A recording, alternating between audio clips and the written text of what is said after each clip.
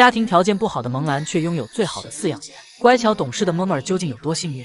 天气炎热，别的小熊都在内舍吹空调，或是躲在树木茂盛的山头上避暑，唯有萌兰冒着酷暑在仅有的外场里营业。季奶爸看到后心疼坏了，可他给不了萌兰宽敞硬币的大院子，也无权给萌儿换有空调内场的场地，只能尽自己所能给宝贝搭一片树荫。萌兰看到季奶爸的惊喜礼物后，高兴的不行，整天都待在秘密基地里，一点阳光都晒不到萌儿身上。身旁还有季奶爸放的长颈鹿玩具陪伴，不得不说季奶爸对萌兰的爱全都藏在了方方面面的细节里。北冻下雪后，奶爸担心地上凉，便贴心的把毯子系到铁柱上，并在地上铺了点让萌儿垫着坐，生怕孩子的屁屁因此遭罪。虽然季奶爸不再是萌兰的主管饲养员，但只要有时间，他就会悄悄来看望孩子，并化身战歌记录宝贝的可爱瞬间。有时在隔壁院子打扫卫生时，季奶爸也会跟么么玩拔河游戏，像哄小孩似的哄自家好大儿开心。可见季奶爸对萌兰的爱从未减少，如今经常和么么互动的帅奶爸也同样把他当亲儿子疼爱。哪怕调皮的萌兰故意装睡不搭理自己，奶爸也从不生气，而是宠溺的看着他。每次送完加餐，帅奶爸也不会离开，而是蹲在门口给么么按摩，甚至还会用自制逗猫棒逗小家伙玩。怎么感觉奶爸比萌兰还像个宝宝呢？都知道李奶爸是丫丫的专职饲养员，但他百忙之中依然会抽时间来看萌兰，并源源不断送来一捆又一捆的竹子笋笋，生动诠释了有一种饿叫奶爸觉得你饿。终于明白丫丫回国后为何能吹气似的长胖了。而徐老爷对小外孙更是爱到心坎坎里。萌兰患上螨虫眼后，他亲自来抹药。么么生病趴在木架上病恹恹的时候，徐老爷不顾危险把笋笋送到他嘴边，满眼都是对萌儿的关心和疼爱。当萌兰挑食不想吃东西的时候，徐老爷就守在一旁监督他吃饭。明明萌儿嘴里正吃着，但老爷仍坚持往他手里再塞一个。只能说萌兰胖成阳光开朗大胶囊，徐老爷要承担90%的责任。而奶妈同样对这小子有求必应，哪怕自己力气小也会他玩拔河游戏。虽然萌兰被困在这一方小天地里，但他幸运的遇到了一群有爱的饲养员，在爱的包围下养成了小太阳的性格，也在默默治愈着身边一切事物。只希望萌兰能永远快快乐乐。每只熊孩子都遇到有爱的饲养员，大熊猫的脾气究竟有多大？小白天拿竹子和面面奶爸决斗，只见小白天摆好姿势，静等两脚兽伺候，谁料等了老半天，却只等来了鼓鼓爹。不仅没有按摩服务，还在对方的注视下被迫吃掉窝头，因此憋了一肚子气的小白天对姗姗来迟的面面奶爸骂骂咧咧。或许是想到对方听不懂熊猫语，他顺手拿起竹子就往奶爸身上招呼。面面虽然不懂小公主为何会生气，但还是讨好的递给他竹篮玩。小白天更气了，一巴掌打落篮子，随后又抱起玩具球一阵拳打脚踢，感觉要不是有铁门拦在父女俩中间，小白天能把面面团巴当球踢。而八里台二姑奶奶喜乐更是暴躁美女，只因自己没坐稳，当众摔了个屁股墩，她就气鼓鼓的把椅子扔到沟里，甚至因走路没看路撞到了苹果树。越想越气的喜乐第二天就把树给拔了。最近二姑奶奶又觉得生活索然无味，于是大晚上加班把躺椅给拆得稀碎，咬烂的残渣扔得满地都是。然而即便二姑奶奶搞了破坏，冯奶爸也不敢说闺女一句不是，毕竟喜乐是真的会骂人。对骂我，他回头冲我乐了一下，我靠，当时心里就炸了，我说这家绝逼在骂我。当凤仪准备找个舒服姿势吃竹子时，没曾想一个没咬稳，竹子就掉了下来。恼羞成怒的凤仪直接掀翻小饭桌，不能吃就都别吃，烦死熊了。这天既然吃到了不合口味的竹子，忍不了一点的他泰山压顶将竹子整稀碎，紧接着扭头又去霍霍主人的享受，主打的就是一顿直接把食物灭。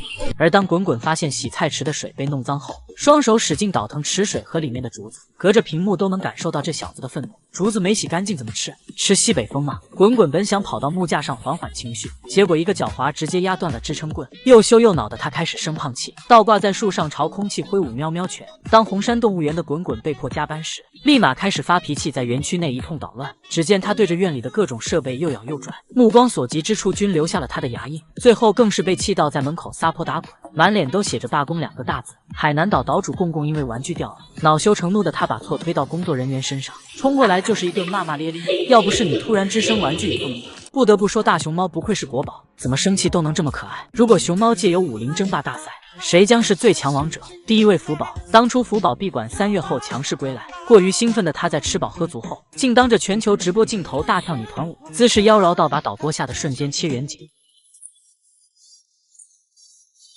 只能说不愧是在韩国进修过的熊熊，身材管理相当到位，腰是腰，定是定的。第二位灵魂舞者林岩，熊猫界第一显眼包，最擅长蹦迪，叼起道具头一甩，一整个爱谁谁的架势。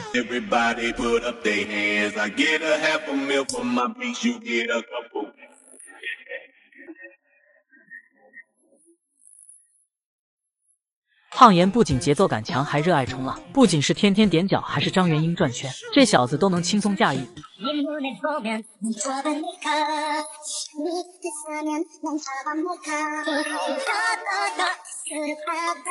可当胖妍一时兴起在直播间大跳甩臀舞后，竟然直接把美女依依的直播间给干封了。而看到福宝大跳女团舞，导播去帮忙遮掩时，胖妍骂骂咧咧的退出直播间，清汤大老爷。为什么福猪猪不封就封我？我要告到中央。第3位冰城，长相帅气，号称熊猫界颜值担当，最擅长的才艺就是太空漫步。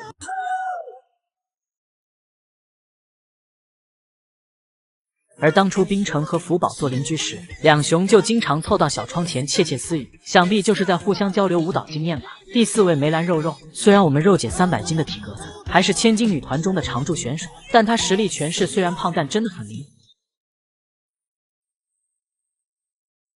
第5位技校，由于技校的名字谐音是技校，它还有个响亮的英文名字叫 PayPal， 因此为了支撑起基地的业绩，他脚踩树枝毫不畏惧的大秀热舞。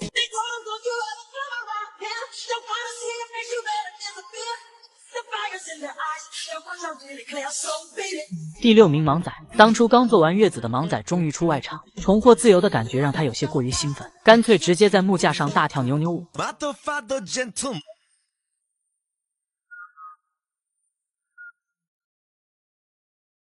第7名梁月，身为虫洞杂技团招牌选手，身高1.8米的他最擅长摇摆舞。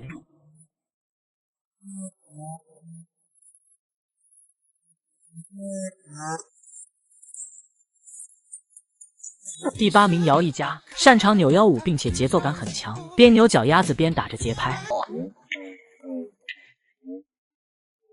第9名雅一，身为广州动物园唯一指定靓女，雅一的拿手绝技是空中瑜伽。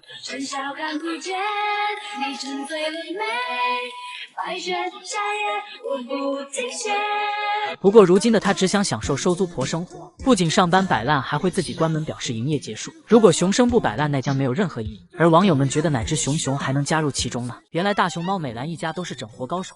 众所周知，美兰是熊猫界著名的种公兽，年少时因超高颜值还被误认为是女熊，而她的崽则都继承了她的不同特点。美兰曾经翻墙头找公仔打架，结果直接被秒成渣渣。她的儿子萌兰完美继承亲爹战五渣属性，素有柯大一声吼萌兰抖3抖的传闻。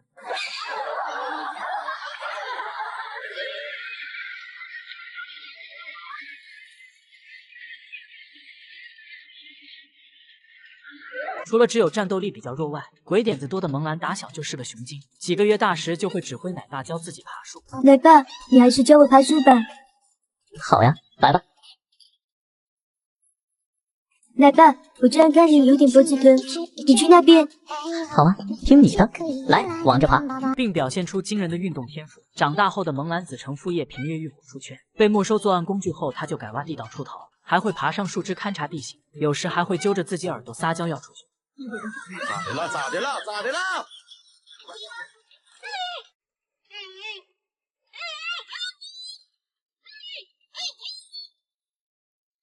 和萌大拔河时拔不过，他就把绳子拴在木桩上，然后眼睁睁地看着亲哥在对面使傻劲。古灵精怪的萌兰还会在游客多的时候故意吃树枝卖惨，并时不时偷瞄有没有人关心自己。不仅如此，萌兰还是出了名的性格好。得知隔壁的胖大还有些内向，他会主动拿自己的竹子去投喂，一头塞不进去就换另一边，生怕好兄弟没拿到走之前还回头确认一番。并且萌兰还非常自律，每天都做仰卧起坐强身健体，众多优点集一身的西直门3太子萌兰，如今出场都是自带特效。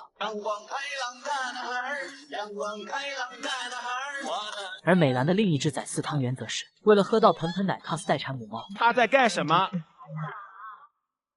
玩 cosplay 啊？那没事了。只因他看到怀孕的大熊猫吃得好，所以就想出这招骗吃骗喝。可4汤圆却忘了自己是只雄性大熊猫。但该说不说，小家伙肚子起伏模仿的有2把刷子。而顶流女明星花花则是继承了美兰的颜值，小时候的她就是萌萌的一团，长大后则成了等比例放大的3角饭团。除了拥有无敌的美貌外，花花的好脾气也是成为顶流的加分项。被二狗夺笋的她从来都不会生气，甚至还心甘情愿沦为包笋机器。听懂四川话后会乖乖和游客打招呼，当被吐槽没脖子时饭都不吃了，努力伸长脖子向游客证明自己。好烫哦，脖子都看不到了。咋了？哎呦，好长的天鹅颈啊！看到这，只能说美兰家果真不养闲熊。它是史上最坚强的大熊猫，也是费翔认养的干儿子。2岁时被猛兽撕咬左后腿，被迫截肢，仅靠3条腿走路，仍然勇敢乐观。熊猫戴笠的故事到底有多震撼人心？视频中这只灵活前行的大熊猫就是戴笠，而它的励志故事还要从2001年说起。在大雪纷飞的某一天，采矿工人发现了一只浑身是血的大熊猫，由于害怕小家伙本能地钻进了丛林，对方立马联系了当地自然保护区管理局。他们抵达现场，开启了地毯式搜救。次日，终于在一棵树枝上发现了受伤的幼崽，小家伙全身有多处撕裂的伤痕，右耳被咬掉一半，左后肢也被猛兽严重咬伤。再加上当时天气异常寒冷，他身上的血都凝结成了鲜红的冰。救援人员看到这一幕揪心不已，人们紧急把受伤幼崽送到当地医院。经过医生们的抢救，暂时的脱离了危险，但由于小家伙的左后腿伤口严重感染，唯一能保命的方法就是进行截肢手术。要知道，这是世界上第一例为大熊猫截肢的手术，因此对医护人员来说无疑是巨大的挑战。但好在医生凭借精湛的医术，以及小家伙有着强烈的求生欲望，截肢手术最终顺利完成。为了让小家伙尽早的站起来，人们给他取名戴笠，寓意期待站立。在工作人员24小时寸步不离的照顾下，历经漫长的37天后，戴笠的伤口终于愈合。考虑到小家伙基本丧失了野外独立生存的能力，不宜放归自然，于是他被安排入住当地的自然保护站。在奶爸奶妈的鼓励和细心引导下，戴笠慢慢学会了用3条腿走路。而在经过上万次的摔倒后，小家伙也终于学会了爬树。2003年，小家伙入住四川雅安避风峡基地，在这里性格活泼的戴笠成了小霸王，经常借助小伙伴的力量爬到墙根打听邻居家的八卦，而这耍宝的一幕也萌化了无数猫粉。次年，歌手费翔来大熊猫基地参观，一眼就被特殊的戴笠吸引。听到他的励志故事后，费翔决定终身认养小家伙，并为他起了一个小名叫想想。此后每年费翔都会给戴笠寄去生活费。如今24岁的他已经步入熊猫老年阶段，但戴笠依旧非常秀气，还被养得白白胖胖，而这也离不开每一个爱护他的人的努力。谁能想到熊猫界境也有啃老的小熊？眼前这只趴在亲妈怀里咕咚咕咚吮吸的熊猫，就是出了名的妈宝女国庆。3岁半的她体型比妈妈梅青都要大，每天还缠着亲妈要喝奶。如果不是看到妈妈身上的皮草大衣双排扣，一时间还真分不清到底谁是孩子谁是妈。而每次梅青看到国庆过来，都会本能的伸出脚将她踢开，可奈何小家伙一心只想着喝奶，不由分说就趴进妈妈的怀里。每次面对这一幕，亲妈都万分无奈，后槽牙都快咬碎了，也只能忍着。谁让她是亲生的呢？有时候梅青会把自己藏起来，任凭国庆在一旁怎么撒泼打滚都不为所动。要知道，别的小熊猫3岁半早就开启独居生活，每天喝着美味的盆盆奶下午茶，和小伙伴一起吃窝窝头小苹果。只有国庆还缠着妈妈喝奶。而除了国庆，其实远在韩国的福宝同样是个断奶困难户。当时快3岁的他还一直缠着爱宝，江爷爷每次看到后都会出面制止，喝不到奶的福宝都会在院里发脾气，江爷爷只好拿出小家伙最爱的胡萝卜，哄着福宝消消气。而江爷爷这么做其实是心疼爱宝。当初爱宝生产完后，由于每天都抱着幼崽喂奶，长时间辛苦的保持一个姿势坐着，不仅导致后背生了大面积的褥疮，身体也较之前消瘦了不少。因此当福宝到了断奶的年纪后，江爷爷才不愿让他折腾爱宝，毕竟手心手背都是肉。按理说，生活在野外的熊猫宝宝通常会在2岁以内进行断奶，此时熊猫妈妈也正好进入第2个发情期。圈养的大熊猫则是按照野生大熊猫的生活习性，通常在幼崽1岁半时慢慢给小家伙断奶。这个过程还会为它们配方奶补充营养，然后不断的训练熊猫宝宝吃竹子的竹笋，最后就是彻底断掉配方奶。大熊猫也学会了吃窝窝头和各种竹子，而这也是最正确合理的喂养方式。